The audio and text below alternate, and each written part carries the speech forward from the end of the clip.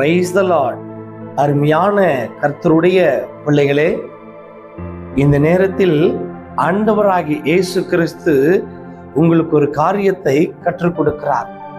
ஏன் கர்த்தர் உண்டு பண்ணி வைத்திருக்கிற பெரிய நன்மைகள் நம்முடைய கரத்துக்கு இன்னும் வரவில்லை? ஏன் எதிர்பார்க்கிற அநேக காரியங்கள் உங்களுக்கு முன்பதாக தடையா இருக்கிறது? உங்களுக்கு தெரியுமா? தடைக்கு காரணம் என்ன? பிரச்சனைக்கு காரணம் என்ன? கண்ணீருக்கு காரணம் என்ன? அவமானத்துக்கு காரணம் என்ன? துக்கத்துக்கு காரணம் என்ன? கேவலத்துக்கு காரணம் என்ன? உங்களுக்கு தெரியுமா? தோல்விக்கு காரணம் உண்டு, பிரச்சனைக்கு காரணம் உண்டு, கண்ணீருக்கு காரணம் உண்டு, அவமானத்துக்கு காரணம் உண்டு, துக்கத்துக்கு காரணம் உண்டு. அதுக்கு காரணம் என்ன தெரியுமா? வேதம் சொல்லுகிறது, சங்கீதக்காரனாகிய தாவீது அழகாய் ஒரு வார்த்தையை எழுதி சொன்னார். என்ன சொன்னார் தெரியுமா? 31வது சங்கீதத்தில் அதில் 19வது வசனத்தை தெளிவாய் வாசித்து பாருங்கள். அந்த வசனம் நமக்கு கற்றுக் கொடுக்கிறது. வாசிக்க கேட்போமா?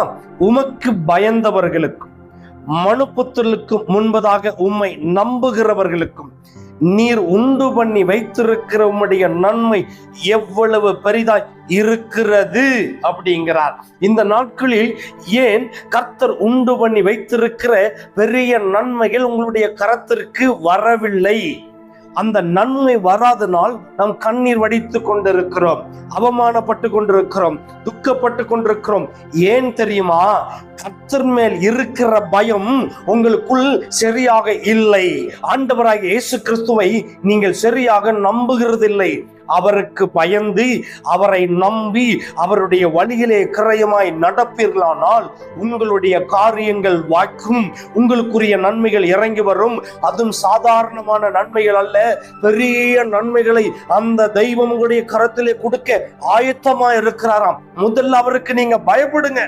பிரச்சனையை பார்த்து, கண்ணீரை பார்த்து, துக்கத்தை பார்த்து, அவமானத்தை பார்த்து, கேவலத்தை பார்த்து ஒரு நாளும் பயப்படாதீங்க. அதை நீங்க நம்பாதீங்க. ஆண்டவராகிய இயேசு கிறிஸ்துவை மாத்திரம் நம்பி அவருக்கு மாத்திரம் பயப்படுவீர்களானால் நீங்கள் கர்த்தர் உண்டு பண்ணி வைத்திருக்கிற அநேக பொக்கிஷங்களை, பெரிய நன்மைகளை சுதந்தரிப்பது அதிக உறுதி. அதை தான் இந்த வேத வசனம் தெளிவாய் கற்றுக் கொடுக்கிறது. இந்த வேத வசனத்தை நம்பி, இந்த வேத வசனத்தின் பிரகாரம் தயவு செய்து நடந்து கொள்ளுங்கள். நிச்சயமாய் கர்த்தர் உங்களுக்கென்று உண்டு பண்ணி வைத்திருக்கிற பெரிய நன்மையை உங்களுடைய கரத்திலே கொடுப்பாராக. ஆமேன், ஆமேன், ஆமேன்.